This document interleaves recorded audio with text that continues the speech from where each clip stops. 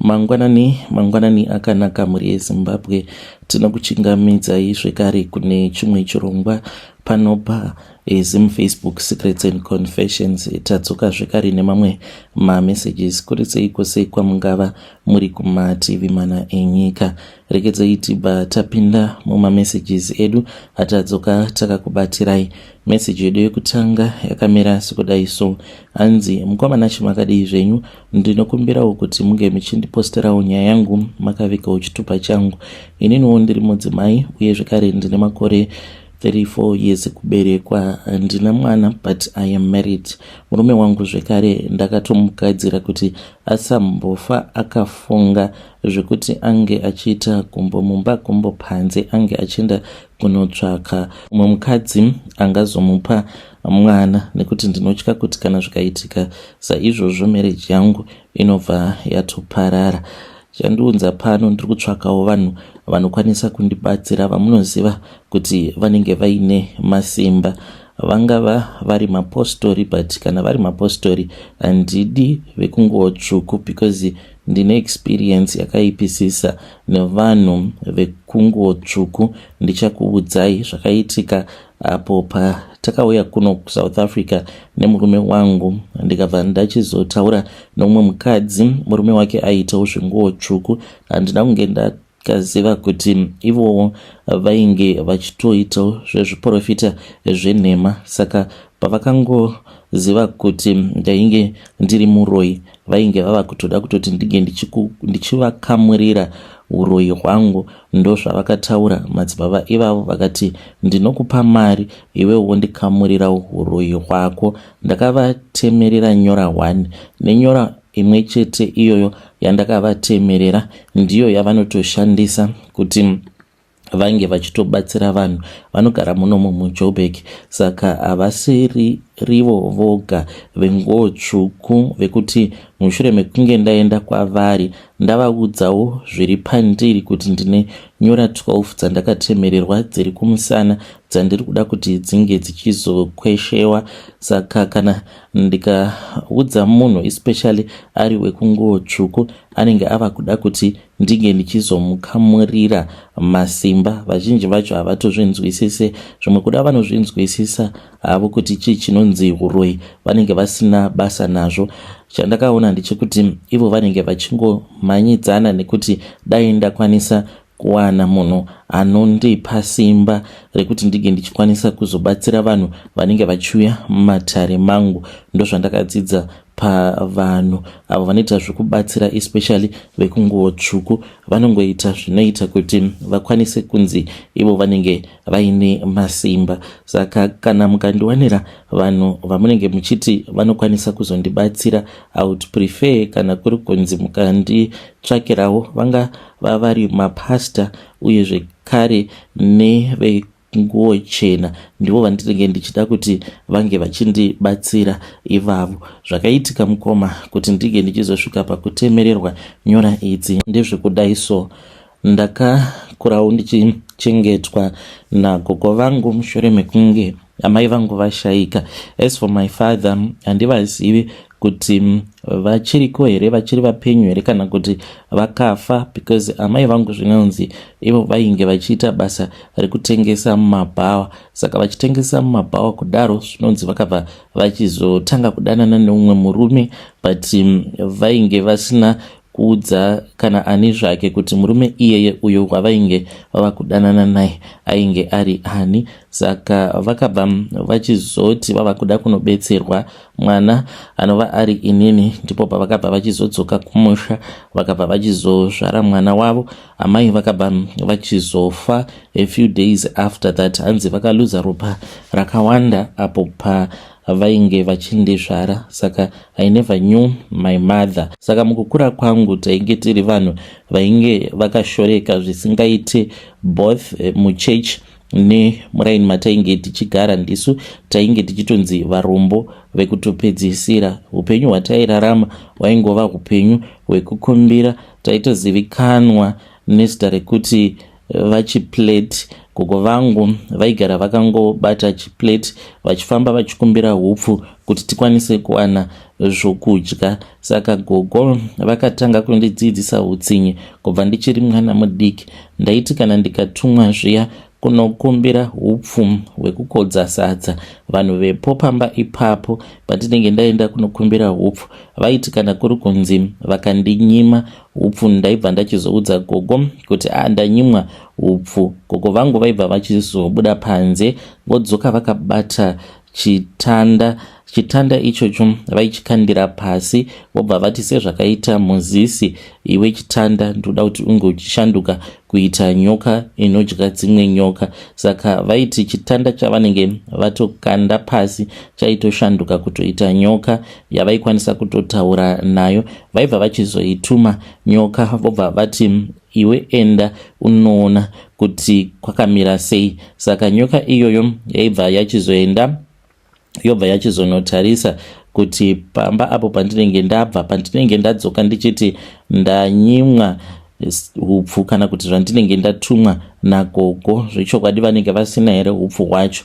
Kana vainahwo vandinyima, nyoka iyoyo yaizonzi nagogo iwe wava kugara ikoko zvekuti within 3 days vangava vaine kana bhagidhi rehupfu ravanenge vabva mukugayisa rinenge ratopera. Saka gogo vangu vaizviitira kuti vange vachinyisa munhu ndozvavaitaura, vaingoti ndichavanyisa chete munenge mava kungotenga chikafu, but chikafu ichocho chinenge chichidyiwa nechikwambo icho chinenge chatumidzirwa kwamuri nagogo vangu. Saka gogo vakatanga kundidzidzisa utsinye from a very young age. Ndainge ndiri munhu aiva neutsinye. Gogo vangu vakazoti vafa almost 18 days mushure mekunge gogo vafa ndipo patakabva tachizoita meeting yacho iyoyo takaiita kumakuva. Saka kwakatouya n'anga dzakawanda because gogo vangu vaizivikanwa nemwoyo werudo. Vamwe vanhu vanokwanisa kusazvinzwisisa kuti ko unogoti gogo vako vaizivikanwa nemwoyo werudo sei, nekuti wanga uchiti vakakudzidzisa utsinye. Kune vamwe varoi gogo vangu vaizivikanwa semunhu ainge aine mwoyo werudo, vaitobatsira vamwewo varoi vakaita sesu. But kana kuri kunzi unenge usiri muroi ndipo apo pavaizokuitira utsinye. Gogo vaikwanisa kutosarudza kuti vange vachinokumbira mari kubva kune umwe munhu anenge asiri muroi, vobva vaenda vobva vanopa kune muroi. Mari iyoyo yobva yagadzirwa kuitira kuti uyo wavanenge vakumbira ange achizoshandira mahara. Anenge achishanda but mari yake yaanenge achiwana inenge ichienda kune munhu wavanenge vakanopa mari. Saka ndo rudo urwo rwainge ruina gogo vangu towards vamwe varoi vakaita sesu. Saka ndo upbringing yangu iyoyo. Fast forward ndakazoti ndawana mukomana wandainge ndichida. Unfortunately akabva achizoiswa pachijana naamai vake because amai vake vainge vatori muroi. Saka ndainge ndakasarudzirwa vakomana 4. Pavakomana ivavo vari 4 ndaifanira kuti ndige ndichizosarudza wangu 1 wandainge ndichida. Saka akazoiswa pachijanawo naamai vake.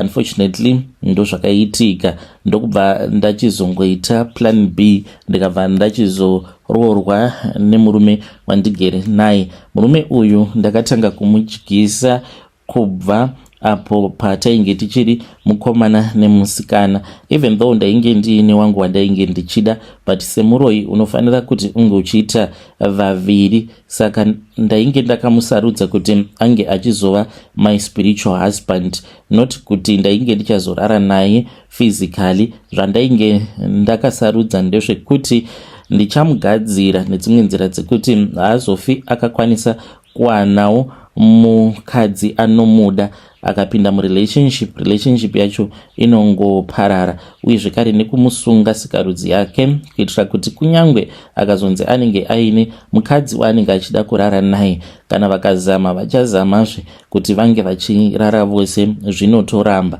Saka ndo zvandainge ndakasarudza izvozvo, kuti iye achazosvika pakufa asina kumbogara akapinda mumarriage ndinenge ndichimushanyira pakati peusiku pandinenge ndichinzwa kuti ndiri kumuda ndobva ndarara naye. iyo kusaidi kwake anenge achingorota achingorara nevakadzi vakasiyana siyana. Saka even though tainge tichidanana but aiti kana akandikumbira bonde ndainge ndichimunyima ndichiti tanga wandiroora, but ndaitova ndiine umwe mukomana wangu. Saka ndainge ndichimudyisa mishonga iyo yaizoti kana ndava kuda kuti ndige ndichirara naye usiku ndaikwanisa kuzomumutsa ondivhurira dho tobva tatotanga kutorara tose.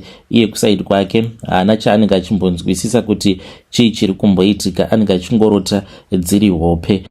Ndakazodyirwa mukomana wangu wandainge ndichida namai vake vakamisa pachijana chekuti ndige ndichiitawo painge pasina, because ndo zvavainge vasarudza kuti vange vachisa mwana wavo pachijana mushure mekunge mwana wavo musikana atanga kunamata. Saka taiti kana tikaenda kumba kwake taitoona pamusoro peimba apa aigara mune chimwe chicabin kuEpworth uko, apa aitovawo munhu aitozvitamburirawo zvake but asingazvizivi simba raainge ainaro pose paainamata. Saka pataida kuti tinge tichipinda mumba make taiona pamusoro pecabin paine moto unenge uchibvira tobva tatiza, because moto iwoyo waizoshanduka ubva waita umwe murume ainge ari murefu refu uyo aizotanga kuti mhanyisa achiti muri kutsvakei pano, akupai mvumiro yekuti munge muchiuya pano ndiani. Saka amai vemukomana wangu vakabva vachizogara neni pasi vakati unozviziva kuti handikwanisi kuti ndinge ndichidaridza gore ndisati ndakwanisa kuzadzikisa mhiko uye zvekare nekuisa mwana wangu pachijana. Saka sezvo ainge ariwo mudiwa wangu ndaifanira kuti ndinge ndichivapawo mvumiro, even though ndainge ndisingadi kuti ange achizourawa but chekuita painge pasina. Saka ndakabva ndachizovapa mvumiro yekuti vange vachisa mwana wavo pachijana. Zvikaitika saizvozvo ndokurasikirwa kwandakaitwa nemurume uyo wandainge ndichida, wandaitarisira kuti ndiye achazova murume wangu. Saka mushure mekunge ashayika mukoma ndipo pandakabva ndachizoita serious neuyo akazova murume wangu, because by then ndainge ndisisinawo munhu wandingati ndingafambidzana naye. So takabva tachizotanga kurara tose, then ndokubva ndamunyepera kuti ndainge ndiine pamuviri ndikabva ndachizomutizira. Pandakamutizira amai vake vakatondiona live and direct nerimwe zuva ndakamuka. Saka ndakamuka it was somewhere kuma8 musi wacho iwoyo kwainge kuchinaya. Saka vanhu vose vainge vatopinda mumabedroom mavo vanhu vatorara. Saka ndakabva ndachizomuka kune kwandainge ndichida kuenda ndiri ndega kunodongorera umwe mukadzi wekuchechi kwatainge tichinamata uyo wandainge ndakagadzira. Saka ndainge ndichida kungova shuwa kuti ainge asvika pastage yekuti ndinokwanisa kuchimudzipa kuti ange achizofa. Saka pandakati ndichingomuka ndava kutanga kufamba apa ndainge ndakashama, ndipo pandakanzwa voice ravamwene vangu vachindidaidza. Ndakavhunduka mukoma, vakamhanya vakauya pandainge ndakamira vakandibvunza kuti ndainge ndichida kuenda kupi ndisina chandainge ndakapfeka. Ndikaziva kuti ndainge ndatobatwa. Mangwana acho makuseni ndainge ndisingakwanisi kana kutarisana navo mumaziso, but usiku ihwohwo takatorara tatovashanda, because dzimwe shamwari dzangu padzakangozviziva kuti ndo zvainge zvatoitika dzakauya dzichimhanya dzikabva dzachizondibatsira kuti tinge tichigadzira vamwene vangu that very same night. Tine mishonga yatakavadyisa, saka mishonga iyoyo kuti inge ichizotanga kuva active zvainge zvichazotora kanguva. Saka takavapa zvekare nemushonga umwe wekuti vange vachizoita kunge fuza like, ndiwo mushonga wainge uchishanda panguva yacho iyoyo, wekuti vasanyatsokunzwisisa kuti chii chainge chichiitika. Saka vainge vava munhu wekuti vanongogara vakati tuzu nguva dzose vasinganzwisisi kuti chii chiri kumboitika, ende vainge vava kuti kana kuri kunzi ukataura navo vaingovhunduka votongovhunduka vokubvunza kuti ko chii chiri kuitika, nekuda kwekuti tainge tiine mishonga iyo yatainge takavadyisa. Saka after mishonga iyoyo yazova active mumutumbi mavo, ndipo apo takabva tachizovauraya. Mushure mekunge tavauraya vamwene vangu tikabva tachizodya nyama yavo. Ndakazotanga kukontrola dzinza rose because ndainge ndisingachadi kuti vanhu vange vachizoti ngatifambei, kana kuti panapa sezvo pava nemamwe maspiritual activities ava kuitika pano, tiri kufanira kuti tinge tichitsvaka ingava iri n'anga inouya panapa. Ndainge ndisingadi kuzvinzwa izvozvo, saka ndakatanga kutonga dzinza rose the way that I wanted. Panguva yacho iyoyo ndainge ndichitozviitawo muprofita, ndichitozviudza kuti ndiri muprofita and there is no need yekuti munge muchitsvaka n'anga kana kuti muprofita imi mugere nemuprofita pano. Saka ndaitovayeresa, dzimwe nguva ndaitovayeresa ndichitoshandisa mvura dzinenge dzatogezeswa zvitunha, ndichiitira kuti vazova vanhu vanenge vakapusa, vasakwanisa kuzomutsa, kuti vange vachiona kuti pane zviri kuitika mumhuri. Saka ndozvandainge ndava kuita. Tikabva tachizouyawo kunoku kuSouth Africa. Kuno kuSouth Africa takauyawo nekuda kwenhamo. Mufunge zvenyu mukoma, nhamo ndiyo yakatiunza kunoku kuSouth Africa nemurume wangu. Saka kushanda tinoshanda, ndinoshandawo as a maid. But dambudziko riri kuitika mukoma nderekudai, ndava munhu wekuti handisisina simba. Most of the times ndinokwanisa kuedzerwa, ende zvaitika nguva yareba zvinhu izvi zvichingoitika ndichingoedzerwa. Dzimwe nguva ndinokwanisa kuzotoita zvekutomutswa nevanhu ndakatorara, kana mungava muri muyadhi mevanhu kana mustreet chaimo. Saka nekuda kwezvandinenge ndakapfeka, vamwe vemuno muSouth Africa vasingazivi kuti kune chinhu chinonzi uroyi vanozongofungidzira kuti munhu uyu maybe iye ndinyaupe. Saka vazhinji vanozongondisiya kana kuti vanongondidzinga mudzimba dzavo, but vasingazvizivi kuti ndinenge ndatorasika. Saizvezvi ndine umwe mukadzi uyo wandiri kukwikwidzana naye. Mumweya mukadzi uyo anogara mulocation matinogara, saka anonamata zvisingaiti. But chinoitika mukoma, ndinoti kana kuri kunzi ndikamushanyira pamba pake somehow ndinozongogumisidzira ndatongorasika. Handizivi kuti sei, but ndinotongorasika mukoma. Ndobva ndatokaruka ndatongova pane pamwe pamba. Ndiripo pamba ipapo mukoma, ndinosvika pakuedzerwa ndichingomberereka ndisingazivi kuti ndiri kufanira kuti ndinge ndichienda kupi. Ndichitoona kutoti pandiri pano hapasiripo, but kuti ndinge ndichikwanisa kubvapo pamba ipapo ndinenge ndisingakwanise kubvapo. Saka ndonyaya yandiunza pano. Ndoda kuti munge muchindibatsira. Nyora idzi handichadi kuramba ndiinadzo nyora idzi. Ndikuda kuti munge muchinditsvakirawo munhu anokwanisa kundibatsira. Please ndapota mukoma, ndaneta nekuramba ndichiita zveuroyi. When you post my story, please tell me. I'll be following through in the comment section. Vedare ndo message iyo yandakatumidzirwa ichibva kuna vanzvadzi vedu. Ngatizamei kuti tinge tichitaura navo vanzvadzi vedu ava mucomment section. Zvakangoma azvo vedu way. Strange things indeed they do happen in this world. Yo yapakaipa. Asi let us try to speak with him. Ndo nyaya yavo iyo yavauyawo nayo. Vari kuti ivo vari kuda munhu anokwanisa kuvabatsira, kuvanamatira nekuvakwesha nyora. Ende chimwe zvekare nyaya imwe yavakandiudza, vakati I feel very sorry kune vanhu avo vanoti hakuna Mwari, because Mwari vatoriko, and I feel sorry kune vanhu avo vanoti Mwari hakuna, hamuna chamunoziva. Hanzi shuviro yangu pari zvino ndeyekuti dai ndakwanisa kungowanawo munhu anokwanisa kundinamatira, so that hanzi mweya uri pandiri, iwo mweya iwoyo weuroyi, hanzi unge uchikwanisa kubviswa, kukamurwa.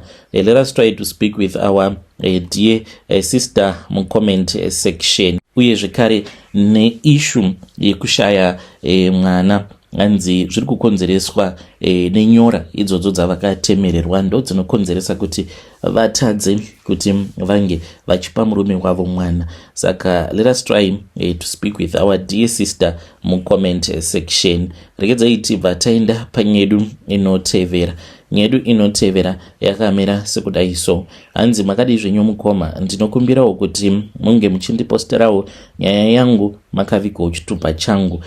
Please ndapota musazotaura zita rangu, tararai muone kuti ndashandisawo first name yangu kunoku kuFacebook. I witnessed a crime apo pandainge ndichiri ne 12 years. Zvino ndichikisa because munhu wacho iyeye munhu wekutoti anaita zvepolitics and is very respected muchechi and in the community, but ndakaona achitobaya umwe mukadzi nebanga. Mukadzi iyeye, a body was discovered the following day ari muroad. Mukadzi uyu aitozivikanwa kumaarea kwandakakurira kuti ainge achihurira murume wake. Murume wake aita zvekushandawo basa rechimahobho, saka aiti usiku zviya aipinza zvikomba. Akazotanga kudanana nemurume iyeye. Nerimwe zuva ndakatumwa nevabereki vangu kuti ndige ndichinotenga chingwa, ndokubva ndarasa mari. Pandakadzokera kumba ndikaudza amai kuti ndainge ndarasa mari. Amai vangu vakandirova vakandiudza kuti vainge vachida kuti ndige ndichienda kunoitsvaka mari iyoyo. Ndakabva ndachizotanga kufamba ndichitochema ndichitsvaka mari yacho yandainge ndarasa. Saka ndainge ndichingofamba ndisingadi kudzokera kumba ndichiziva kuti mama vangu vaizondirova. Ndopa ndakabva ndachizodarika nepane imwe motikari yainge yakapaka, ndikaona kuti vanhu vainge vari mumotikari vainge vachinetsana. Saka vaviri ivavo vakaburuka, ndokubva ndachizoona kuti umwe wacho ainge ari mukadzi wandainge ndichiziva vandichati maitafadzwa. Maitafadzwa vakaburuka vachichema vachiratidza kuti vainge vaine zvavainge vaitwa mumotikari.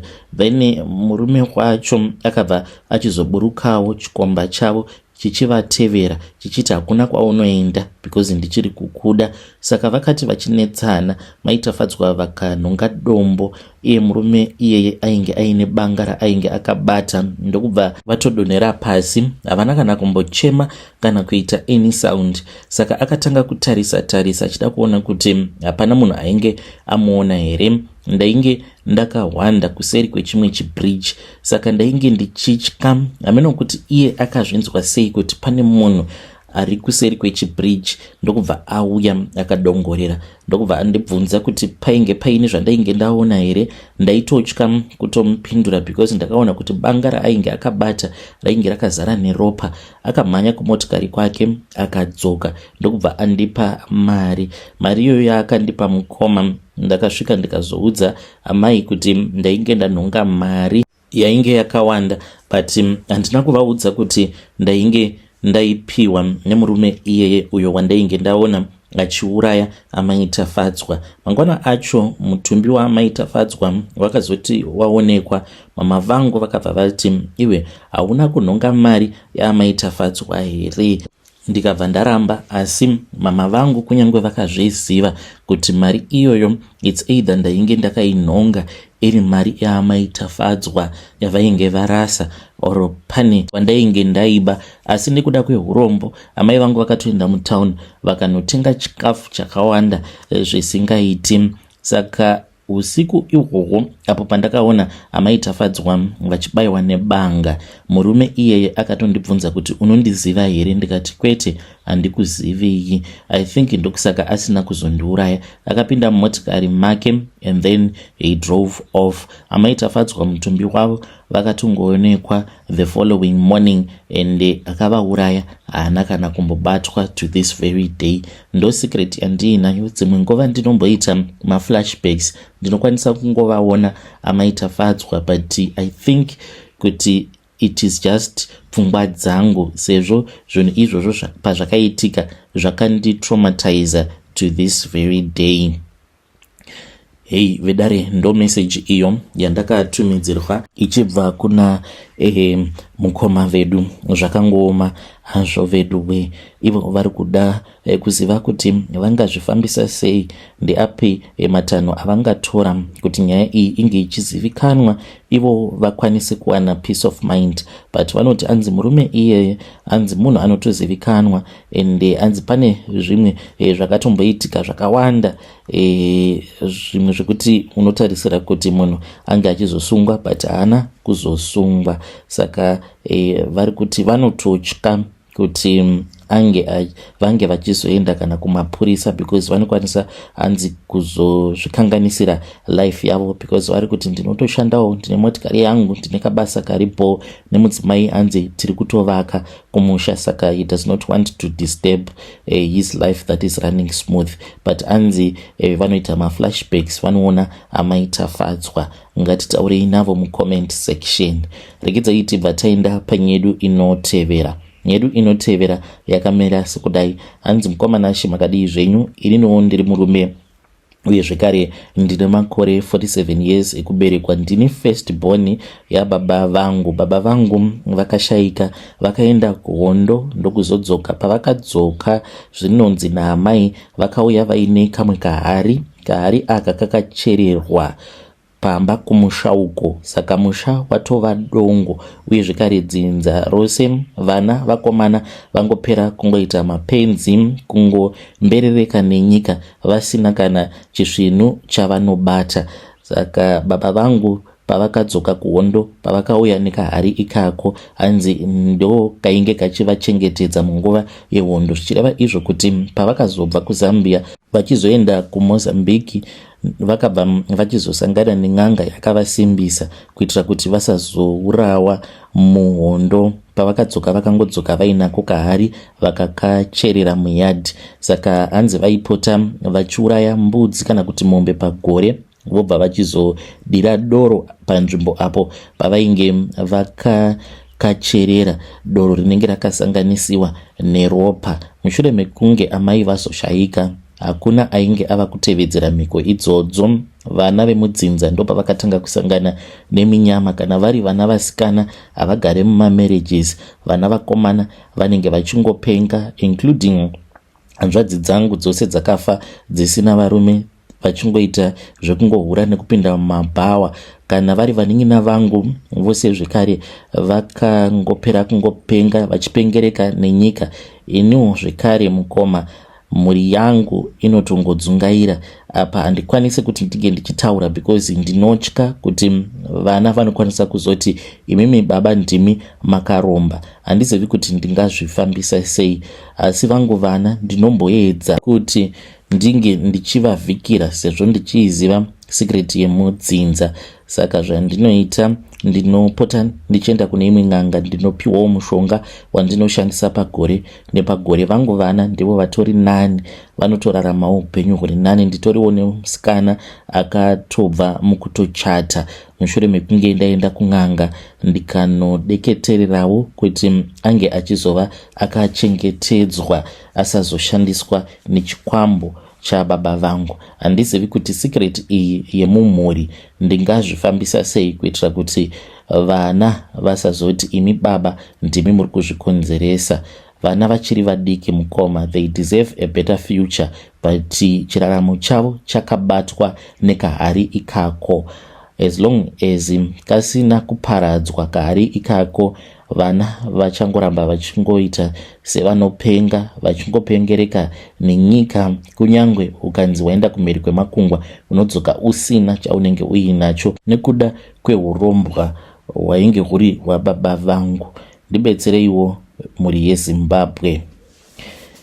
vedare ndo message iyo yandakatumidzirwa ichibva kuna sekuru avo ngatizamei kuti tinge tichitaura navo sekuru mucomment section. Zvakangooma hazvo vedwe anzi mudzinza mune chikwambo, mune kahari karimo, saka anzi kahari ikako ndo kakabata mwana wese anenge azvarirwa mudzinza iroro. Anzi hauna chaunofa wakaita, kunyange ukanzi wambosimukira sei, anzi unozongodonha pasi chete.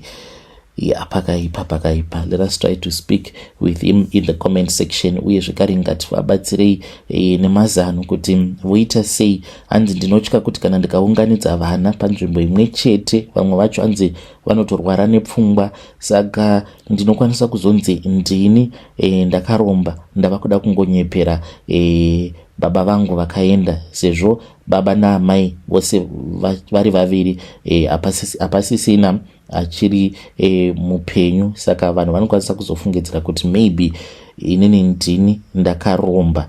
Ngatitaurei navo mucomment section.